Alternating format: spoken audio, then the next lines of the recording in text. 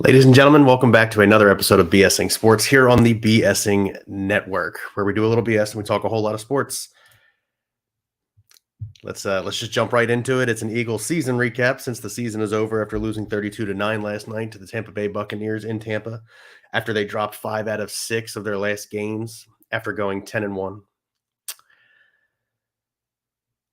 What a pathetic display both offensively and defensively last night. I turned the game off halfway through the third quarter. I just couldn't watch the defense not tackle anymore. I couldn't watch Brian Johnson not call running plays when you started the game real good. First run of the game, 8 yards. Second run of the game, a first down.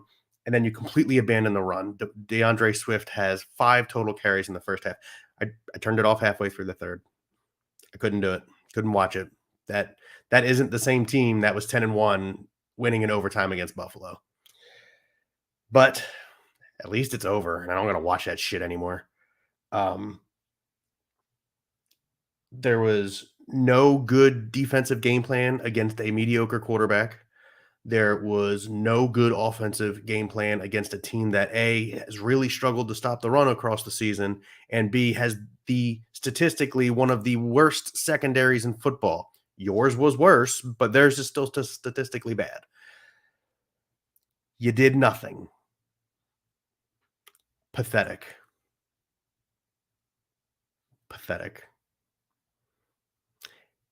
If you can't tell, Eagles fans, I'm absolutely fucking disgusted. That is not what you want when you're going out, especially when you're talking Brandon Graham might not be back. Jason Kelce's already announced his retirement. He's not coming back. Fletcher Cox is an unknown. And fortunately, Lane Johnson is signed through 2025. But that's how you finish out careers in Philadelphia? That is fucking sad. Disappointing isn't even the right set of words, but let's get into it. I'm not going to go stat hopping on you. I'm not going to go and tell you, it's all Jalen's fault, because it's not all Jalen's fault. Tell you it's all the defense fault, but the offense didn't score any points. So overall, all the way around, you just got your ass kicked. End of story. You didn't play as a team. You didn't look like you wanted to play as a team. Now, obviously, there is the rumor that Nick Sirianni may be on the hot seat. I don't believe it. The man's, I believe, 34-11 or 34-17 or something like that, or 34-18 now with the playoff loss.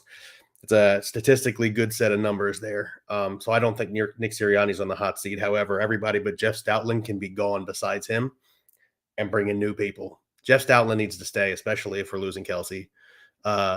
But I don't get it. I don't get how you start out 10-1. People are calling you the most resilient team in history based on the way you had been winning. You're talking 5 weeks in a row. You came from behind at halftime, down by 10 points or more, and won those games to a team that literally doesn't tackle, just does not tackle. A team that doesn't cover wide receivers well. You can't play man. You can't play zone. None of it. What was the point in signing Shaq Leonard in the middle of the season? What was the point in picking up Kevin Byard in the middle of the season? Those guys didn't contribute.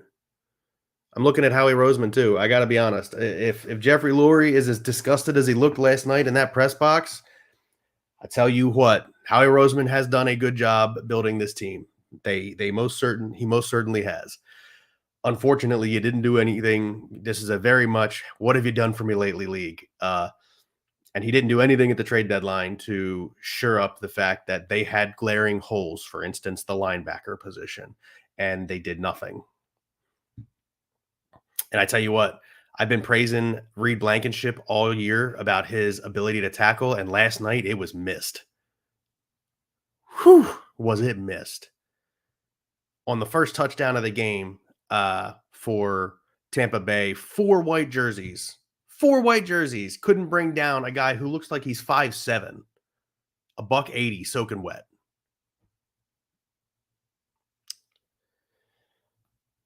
Absolutely fucking pathetic. So, chain of events, right? You go 10-1, and then you get your shit kicked out of you by the Niners. Fine, Niners are a good football team. You get the shit kicked out of you in Dallas by Dallas. Fine, Dallas Whether I like to say it or not, Dallas is a pretty good football team.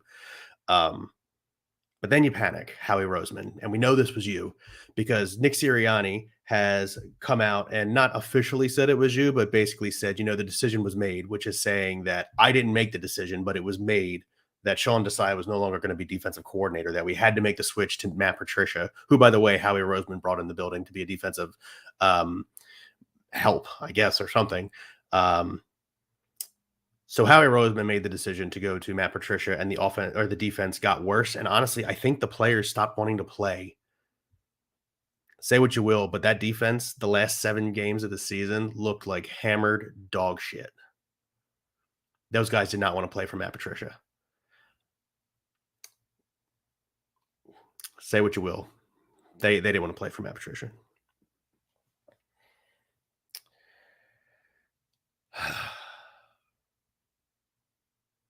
Pathetic. I'm just absolutely, honestly, I'm happy it's over. I don't got to watch that team anymore. I don't got to wait till Sunday night or Saturday afternoon or whatever it is to watch them just get their ass kicked next week. I'm kind of glad that the misery is over. Would I have liked to have seen them win? Yes, but like I said on the podcast last week, unless they had beat the Bucks last night by 30 points, like the Bucks just did to them essentially, there was no shot I was taking the Eagles to win any other games in the playoffs. Let me get into the comments. I've been very negative. I'm not yelling or nothing. I'm just so over it at this point. But let's get into the comics. I've only got 2 of you in here, and I appreciate you guys. Hopefully, some people start watching this later, or they rewatch it later, like whatever. But Tim Hawkins and Ken Brandt, appreciate you guys for being lifers and jumping in here with me. Hawkins said, "Yeah, the misery's finally over." Ken Brandt says, "Terrible." Tim Hawkins said they had no game plan for the blitz. Yeah, that's another thing. How do you not adjust to the fact that the last 3 weeks that you've been blitzed nonstop and you just don't have a game plan for it? You've got nothing. The scheming on this team has been horrendous. I'm surprised we haven't heard that Brian Johnson's out. I'm surprised that we haven't heard that Sean Desai and Matt Patricia are out. I'm surprised that information has not come out yet. Horrendous. Terrible. Also, the whole secondary for the Philadelphia Eagles, linebackers included, y'all can get the fuck out too.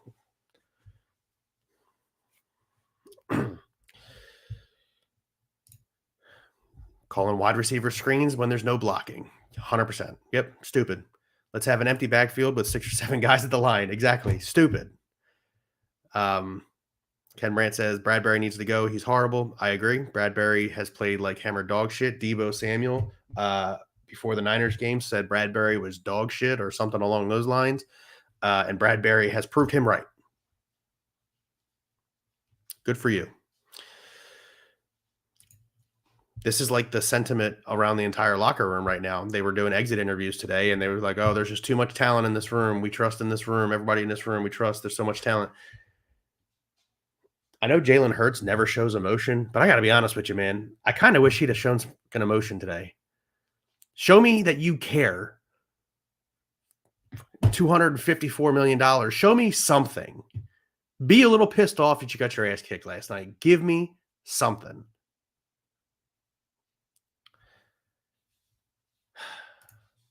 Again, abandoning the run after we ran for 211 yards on them the first game. Yep.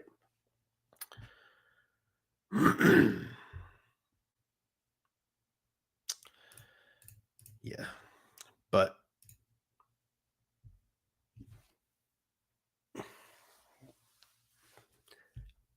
I'm just so over it. This is going to be a quick show. I don't have a reason to stay on other than to continue to say that the Eagles played like hammered dog shit the last 7 weeks of the season. You're a team that was a few bad calls and a handful of bad plays away from winning the Super Bowl last year. And I mean, it was pretty close. One of the best Super Bowls we've ever seen. And then you come out and you start 10-1, and man, nothing feels better than that win after the Bills, the overtime victory against the Bills. Yeah, I'll get to that, Tim. And then the rest of the season, you just nothing. You had no energy. The sideline looked defeated before the game even started.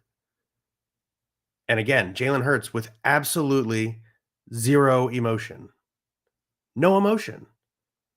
Give me something. Remember those old videos of Tom Brady when he was pissed off that something wasn't going his way and he's screaming at the lineman, and Peyton Manning screaming at the lineman, and they're screaming at the wide receivers to catch the damn ball? Patrick Mahomes, getting really amped up and angry.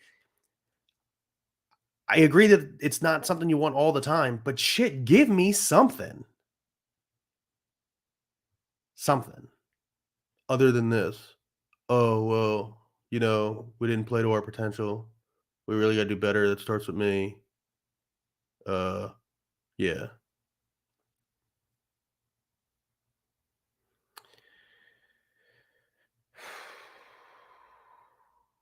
I don't think Jalen Hurts is the next Carson Wentz. Now, having said that, Carson Wentz has never statistically, technically had a bad season. He just dealt with injuries, and apparently he was at one point or another not a very good teammate. Um, but the Rams seem happy with him. I think Jalen Hurts has more talent than Carson Wentz. As weird as that may sound, Jalen Hurts being a second round pick. The reason I say that is because Jalen Hurts works his ass off. I will openly admit that Jalen Hurts works his ass off. Whereas I don't think that Carson Wentz really did. I think Carson was just blessed with a certain amount of talent, and it was good enough to make him the number 2 overall pick.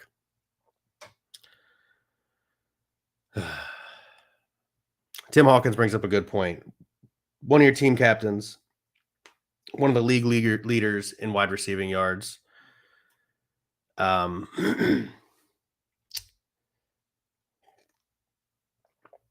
a huge voice on your team isn't even on the sideline in Tampa Bay. A.J. Brown was not at that game last night. He wasn't in the locker room, wasn't at the game. And I don't know if he did an exit interview today because I couldn't find it. So I don't think he did. That man don't want to be in Philly anymore. Something happened in that locker room after that Bills game, and these grown-ass men did not want to play for the coaching staff. Or maybe it wasn't the coaching staff. Maybe these grown-ass men didn't want to play for Howie Roseman anymore. Or Jeffrey Lurie. It's a thought. May not be a great thought. As an Eagles fan, that really effing sucks. But it's a thought. Something to think about. Something happened in that locker room after the Bills game.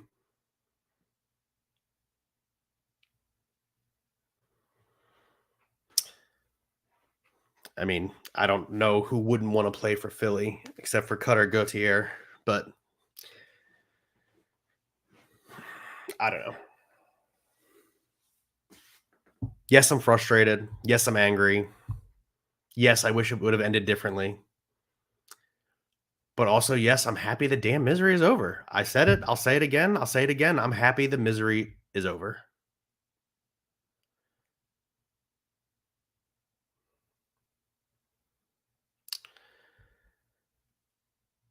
But I digress. There was a very bright spot that came out of this weekend. Very bright spot that came out of this weekend of football. For starters, we had one of the best games I've seen in a long time outside of like Super Bowl games. So like you're talking just random wild card matchups. One of the best games we got was the Rams Lions. Fantastic game from the Rams and Lions. Lions obviously win by a point, 24-23. I think Sean McVay made a mistake kicking a field goal with 4 minutes on the clock and only one timeout. But that doesn't matter. But still, it was such a good game. Good for Jared Goff to beat his former team who traded him to Detroit. Good for Detroit getting their first playoff win in 32 years.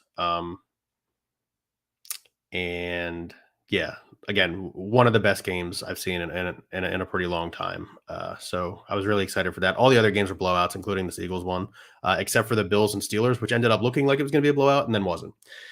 But yeah, the other wonderful thing, Z Money, thank you for joining me. The other wonderful thing is that the Dallas Cowboys did in fact lose, and they lost in just as glorious fashion as the Eagles did. I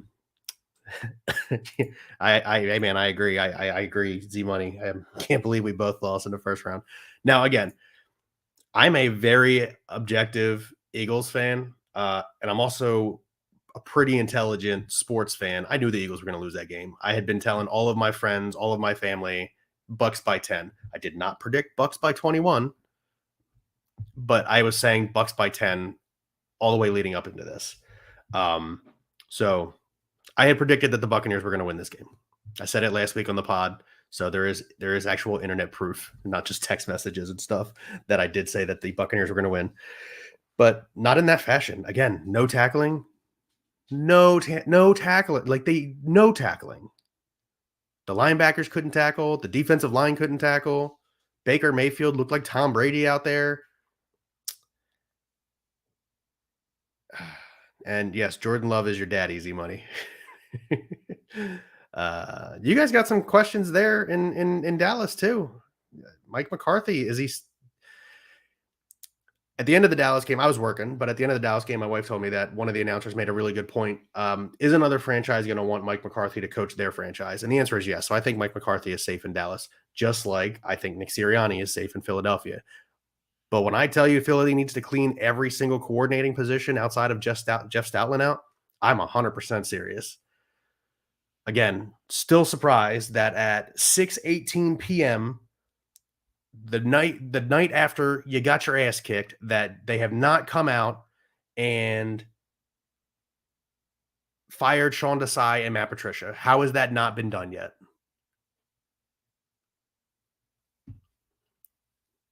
And again, I appreciate all the finagling with contracts and everything that Howie Roseman does. It's a wonderful thing that he does. I'm beginning to think we need a new GM. This is where I'm at. This is what happens when your team loses 6 of 7 in embarrassing fashion for 7 straight weeks. You almost lost that game to the Giants that gave you your 11th win. Terrible. Dan Quinn might get a head coaching job. Now, you may not think so, Z-Money, but Dan Quinn might get a head coaching job. Having said that, the shitty-ass offensive coordinator for the Eagles, Brian Johnson, apparently is interviewing for the head coaching job of the Panthers. Okay, Panthers, you just love misery, don't you?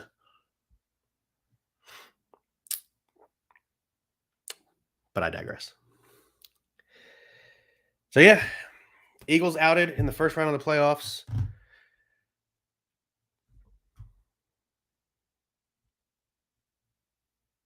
Disappointing season.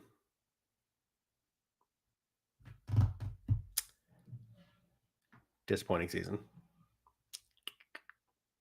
But again, called it.